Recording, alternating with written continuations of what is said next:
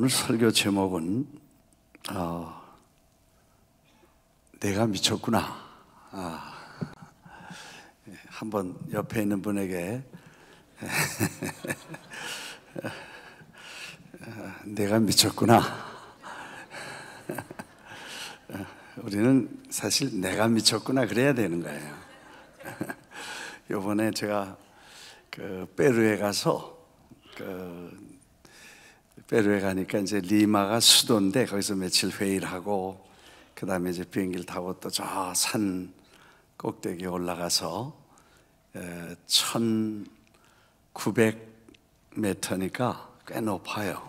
그러니까 한 2박 3일을 있었는데 숨도 가쁘고 또 이렇게 걸어 다니다 보니까 다리가 좀 이렇게 힘이 빠지고 뭐 그런 아주 이상한 고산 지역의 현상을 느끼겠더라고요. 저녁에 잘 때 좀 그렇고 그래서 그 혈중 산소 그 농도가 어느 정도 되나 이제 같이 가신 목사님에게 좀 재보라고 그랬더니 92까지 내려갔다고 그래요.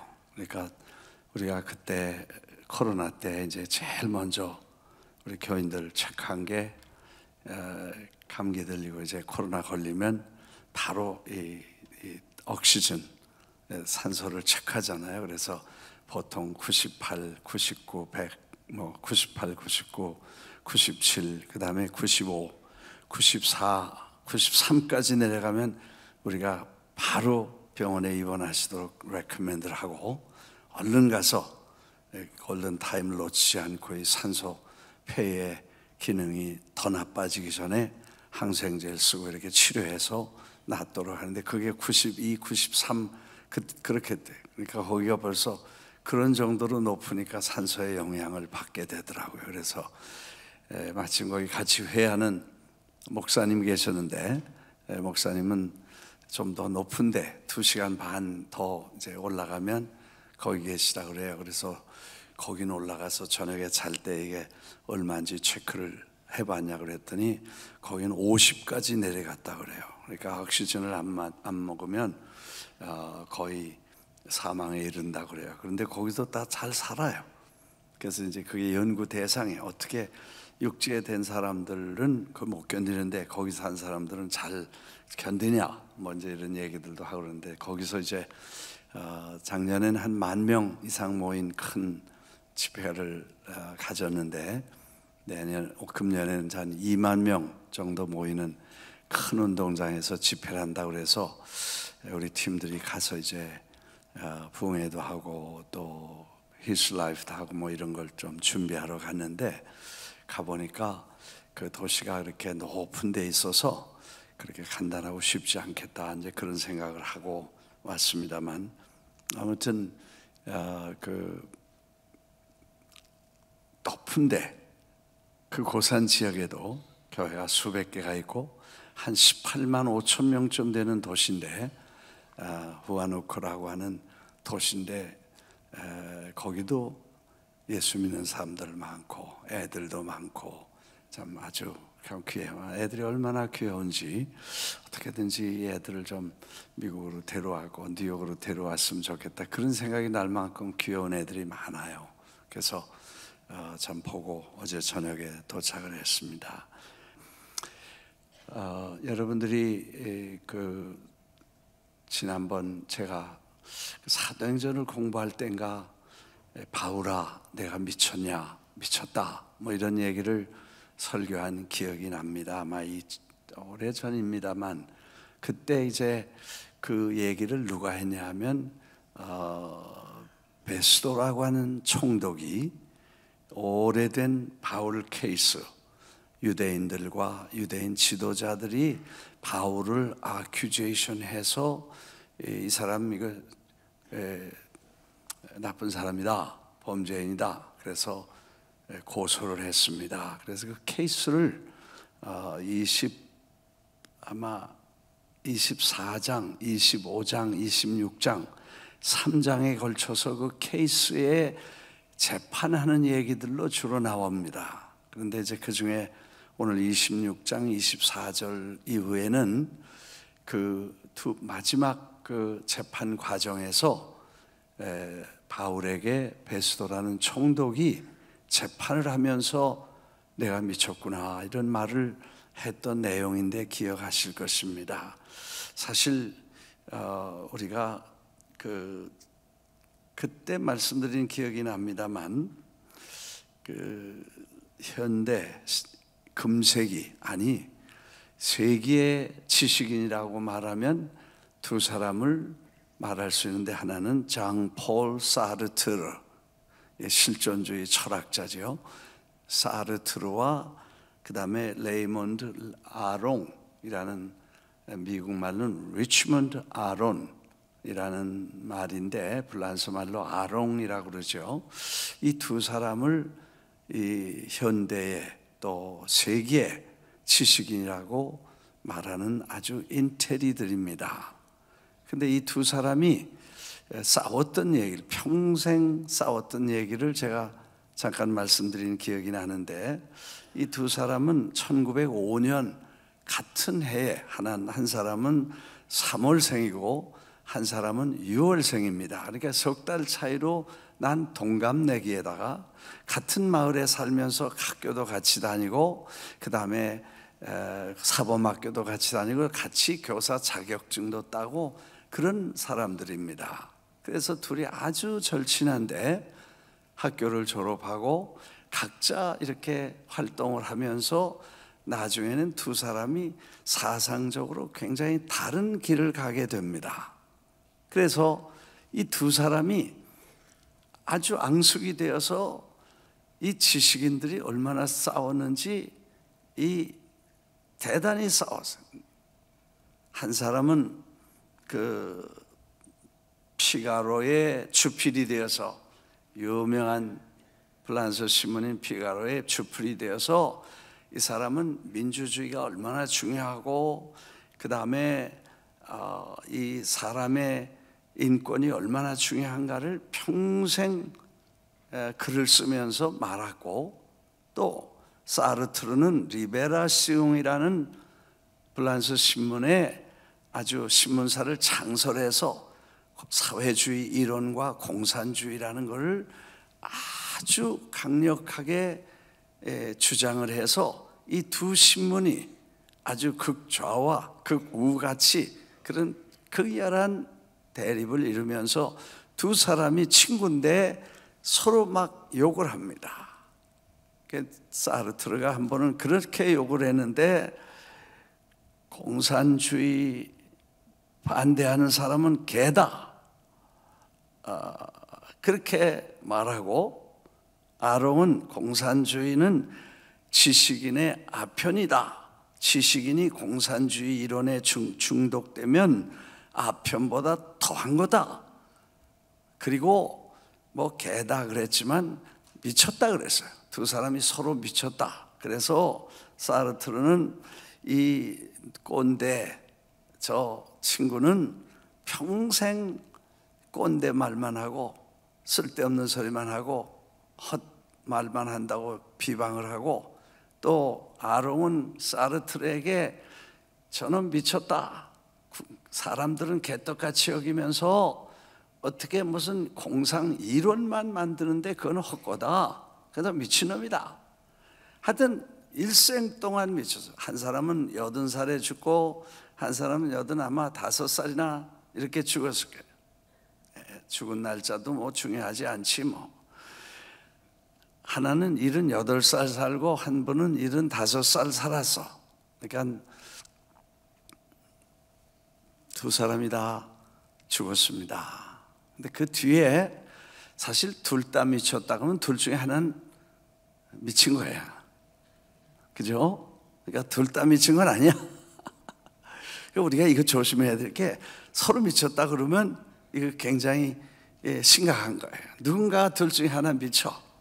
근데 이걸 좀 나중에 보니까 프랑스에서 사르트르가 리베라시옹에서 만들어 놓은 그 신문사에서 슬프다. 아롱이 맞았다. 슬프다. 이렇게 이제 고백을 하고 나중에 그걸 고백을 했습니다만 그래서 이제 프랑스 사회가 사회주의로 극단적으로 공산주의에 가까이 가다가 결국 그렇게 공식적으로 누가 틀렸다 맞았다를 결정하니까 그 다음에 국민들이 깨어서 이제 우리는 판을 다시 짜야 된다. 대통령 선거하고 그 다음에 사회 전체가 그 아주 극단적인 좌경에서 중도 그리고 우쪽으로 돌아와서 판을 다시 찼다는 그런 역사들을 우리가 생각해 보면 사실 미쳤다는 말은 그만큼 심취되었다는 말인 것입니다. 그런데 이 사도 바울은 사실 미친 사람이라는 말을 많이 들었습니다. 뭐 벨름의 욕을 다 들었으니까 우리 말로 하면 제일 나쁜 흔한 욕이 미친놈이거든. 근데 성경에 보니까 이런 욕을 바울에게 계속 사람들이 했어. 저놈은 연병 같은 전염병을 전파하는 골치 아프고 무시무시하고 악랄한 놈이라는 욕을 하고, 저놈은 못된 놈이니까 빌어먹을 놈이라 그러고 미친 놈이라 그러고, 그런 욕을 계속 사람들이 했어.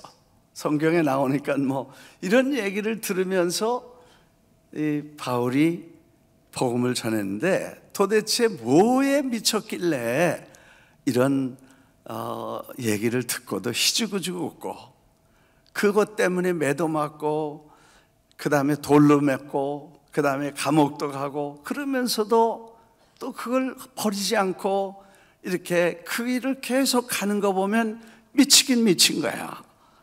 거기 미쳤는데 그게 어디냐?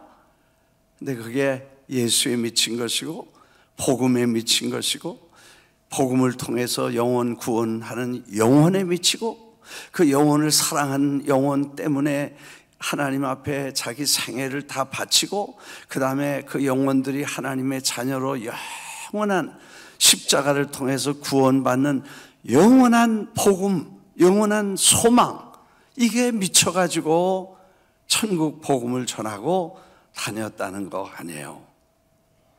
아멘. 그래서 우리도 예수에 다 뭐 완전히 미치기는 어렵겠지요. 바울도 사실 그렇게 하기 어려웠지만 우리는 더 하잖아요. 그러니까 살짝이라도 좀 미쳐야지 제정신 가지고는 이거 예수 믿는 게 아니라는 거야. 아멘 안 해요? 미치기 싫은가 봐. 근데 미치는 게 뭐냐 하면 그냥 거기 도달한다, 그런 말이 미치는 거예요 원래는. 그러니까 예수에 도달하면 그게 예수에 미쳤다, 그리고 그걸 잘못 오해하면 그런 표현이 나오는데, 그렇거니 저렇거니 누가 욕을 하고 미쳤다 그래도 사실은 사도 바울은 관여 안 했어요. 왜냐하면 몰라서 그러는 거고 자기는 아는 거예요. 이 베스도가 재판할 때 너 미쳤구나 그랬더니 너 저 안 미쳤습니다, 제정신입니다.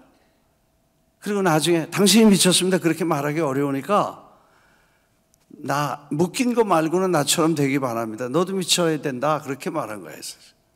그래서 그가 그렇게 미친 게 뭐냐, 우리가 다 아는 것처럼 예수님의 십자가를 통해서 메시아가 로마의 학정이나 땅에서 잘 먹고 잘 살고 뭐 이 세상에서 이런 나라 민족을 잘 세워서 뭐 이 위대한 민족이 되고 또 위대한 영광스러운 나라를 만들고 그런 게 아니고, 이거는 인류가 죄와 사망에 눌려가지고 두 가지 죄를 짓고 죄의식에 일생 동안 죽음에 헤매다가 나중에 지옥 갈 거를 주님이 아시고 하나님이 세상을 이처럼 사랑해서 독생자를 주시고 누구든지 저를 믿는 자마다 멸망치 않고 영생을 얻으러 예수님을 보내셨기 때문에 예수님을 믿으면 하나님의 자녀가 되고, 하나님의 자녀가 되면 죄와 사망에서 해방시키고 완전히 하나님의 형상대로 지음을 받은 하나님의 자녀가 된다. 이게 위대한 좋은 소식이라는 거예요. 그게 무슨 내가 잘해서 하는 것도 아니고, 내가 무슨 한 행위 때문에 그런 것도 아니고, 내가 무슨 그런 뭐 여러 가지 그런 퀄리피케이션이 있어서 그런 게 아니라, 그렇지 않은 아무것도 없는데 내가 죄인 되었을 때에 주님이 십자가에서 나를 죽으심으로 사랑하시는 걸 확증해 주셨다. 그런 거, 이걸 가지고 이제 가서 전하는 거 아니에요. 이걸 깨달은 게 바울이 미친 거예요. 왜? 이게 확실하니까, 이게 진리니까. 이 이상 없어요. 세상에 뭐 잘 먹고 잘 지내고 호강하고 돈 벌고 성공하고 이렇게 해도 이거는 다 지나가는 구름, 뜬 구름과 아침 이슬과 안개와 같이 지나가는 것이고, 영원히 남는 것은 십자가와 구원과 영생과 천국이 남는 것이기 때문에 그 가치를 분별하고 이 얘기를 하니까 사람들이 못 알아들으면 그렇게 말할 수 있겠다는 거예요. 그래서 미친 사람이라는 말을 들어도 상처받지 않고 오히려 내가 미친 것처럼 당신들도 미치게 되기를 바랍니다. 그렇게 말했던 얘기 아닌가 싶습니다.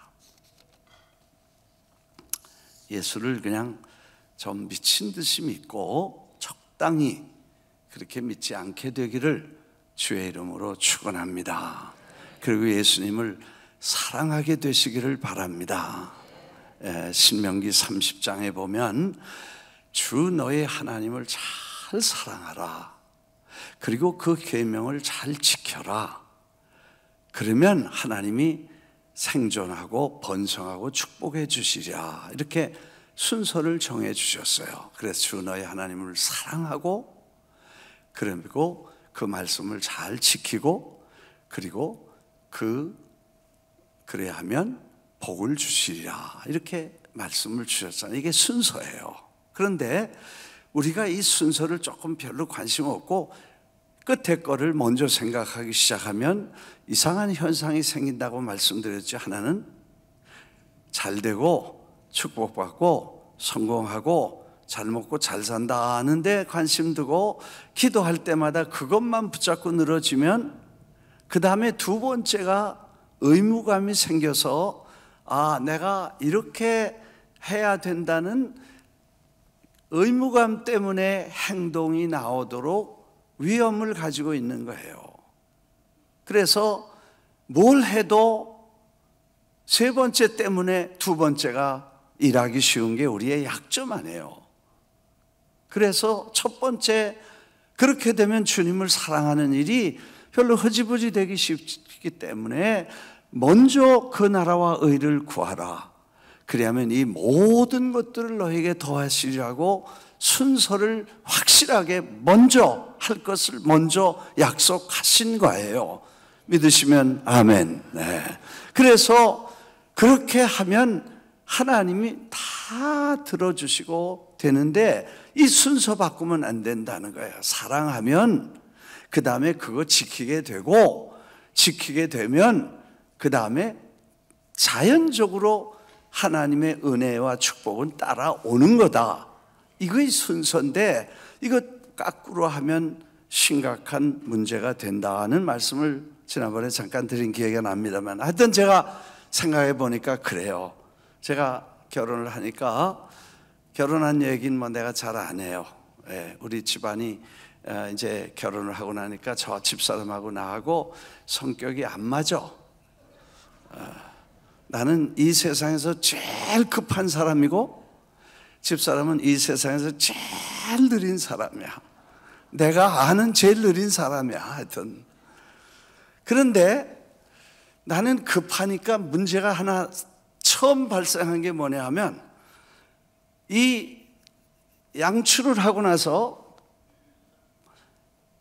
양치하려면 뭘 써야 돼요? 칫솔을 가지고 치약을 열어서 칫솔을 묻혀야 되죠. 묻히고 나서 그 다음에 이를 닦으면서 다음에 뭐 할 생각을 하는 거야. 그러니까 이 뚜껑 닫는 걸 잊어버렸어. 근데 이게 한두 번이고 매번 치약 뚜껑 닫는 거를 닫기 전에 벌써 저기 가 있어, 사람이.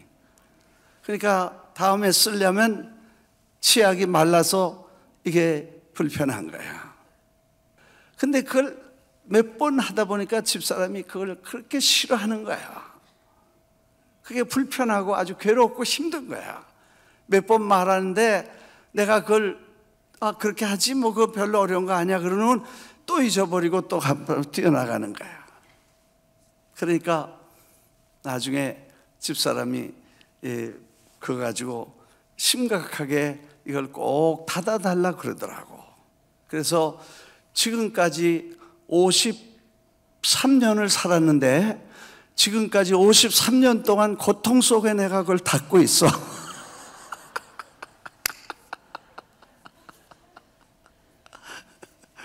그 내가 얼마나 엉터리인가 아시겠죠? 그러니까 사랑하기 때문에 아내고 사랑하니까 나는 그럴 정신도 없고 그게 몸에 안 뱄어. 그러나 그걸 꼭 닫아야 되는 게 내가 힘들지만 매번 그걸 닫는 거야. 고통 중에 지금도 닫고 있어.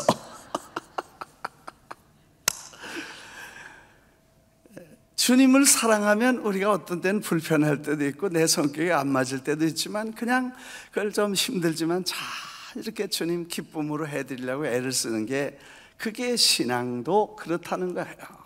그러니까 우리가 좀 불편하거나 하고 싶은 것도 있고 뭐 하기 싫은 것도 있고 이런 거 있지만 주님을 사랑하기 때문에 우리가 그걸 이제 열심히 주님 뜻대로 살려고 애를 쓰고 또 그렇게 하려고 노력을 하는 게 그게 우리가 사랑한 것 때문에 그렇지 꼭 의무로 뭐 그것 때문에 그런 거 아니에요. 그거 치아가 안 닫았다고 무슨 그것 때문에 이혼할 건 아니지만 그거 불편하지 않게 서로 돕고 협력하는 게 피차의 의무이기 때문에 이렇게 하는 거예요.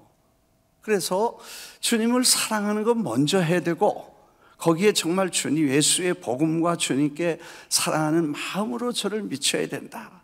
나는 최근에 미친 사람들을 참 많이 봅니다. 야, 이 사람 미쳤다. 이런 사람 미친 행동이다. 그런 거 많이 보는데 어떤 때는 미친 행동이 굉장한 역사에 큰 역할을 하는 걸 봐요. 내가 한국 전쟁을 쭉 이렇게 분석을 해보니까 여러 번 이제 보니까 한국 전쟁할 때에 미친 사람 하나 있더라고. 메가더 장군이 미친 사람이더라고. 왜냐하면 9월 15일이 되면 인천 상륙작전 기념하는 날입니다. 근데 인천 상륙작전을 보니까 확률이 역사나 군사학적으로 볼 때 5,000분의 1의 확률이에요. 성공 확률이.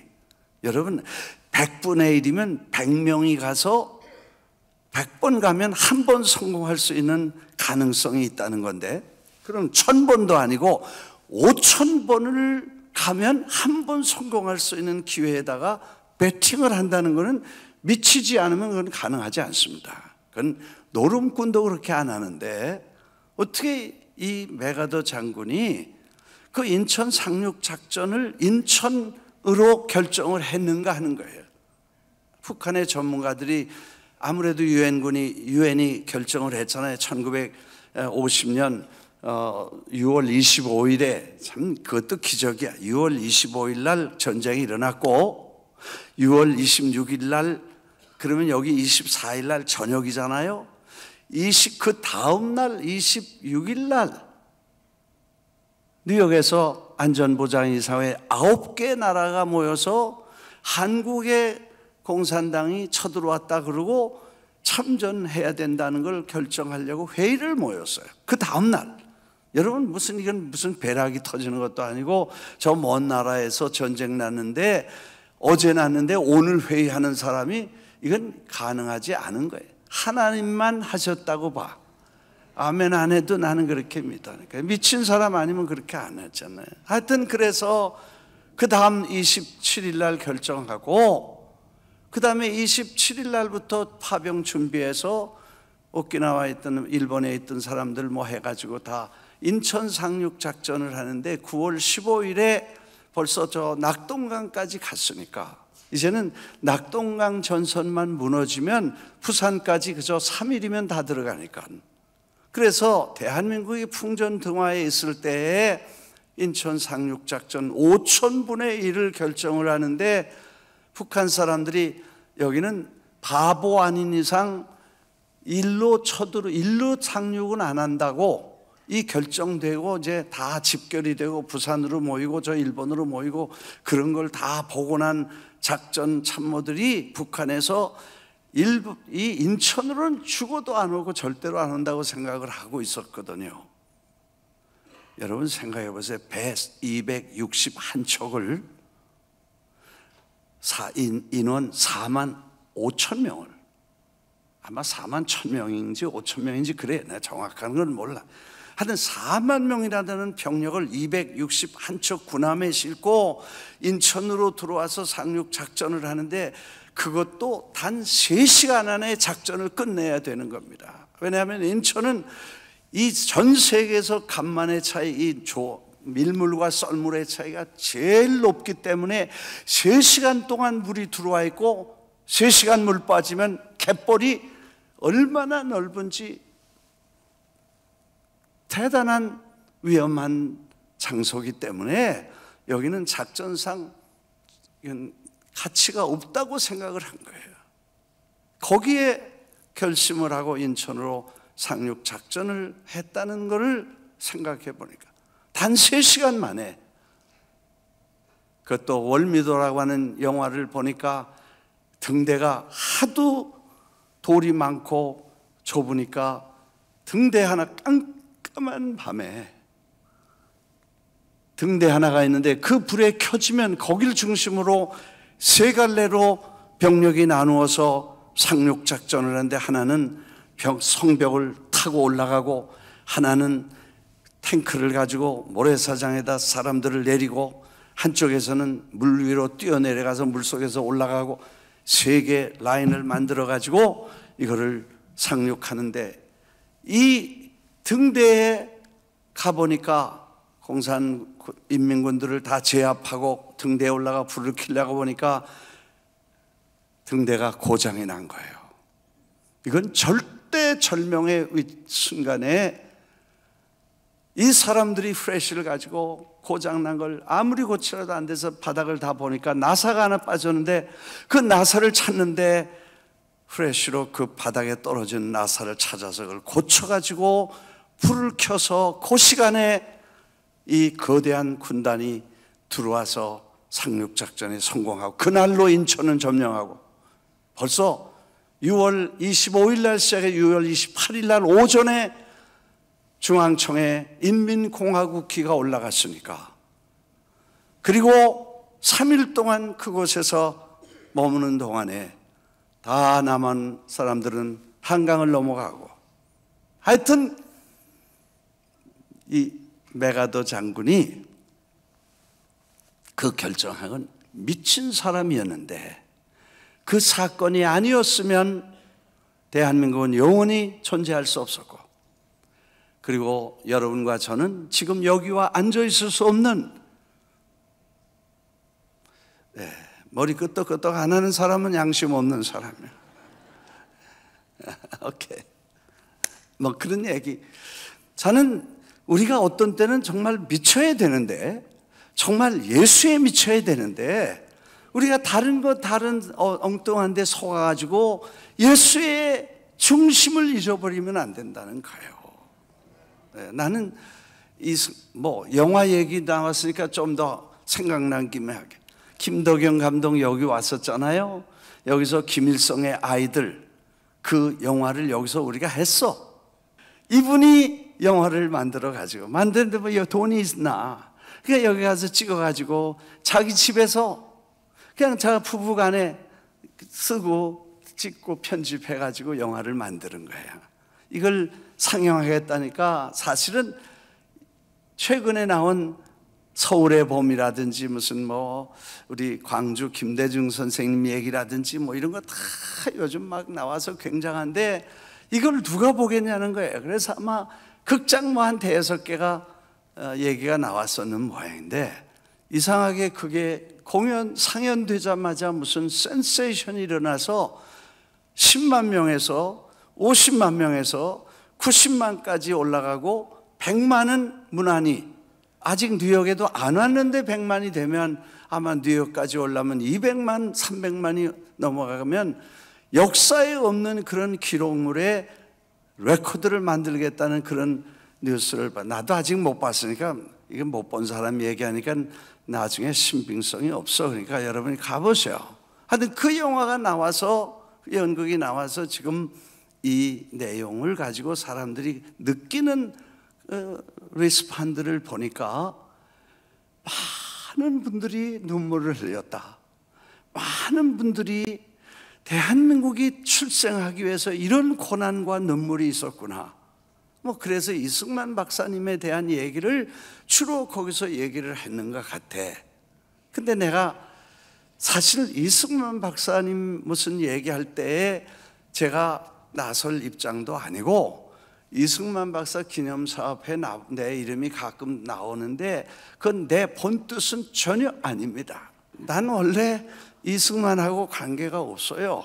그냥 대한민국 대통령이니까 존경하고 그냥 멀리서 있었고, 제가 이 이승만 박사가 1965년에 돌아가셨으니까 90세를 사셨고, 1965년은 제가 막 군대 들어가서 내가 하사로 3년 동안 마치고 졸업하니까 이승만 박사님도 끝났더라고.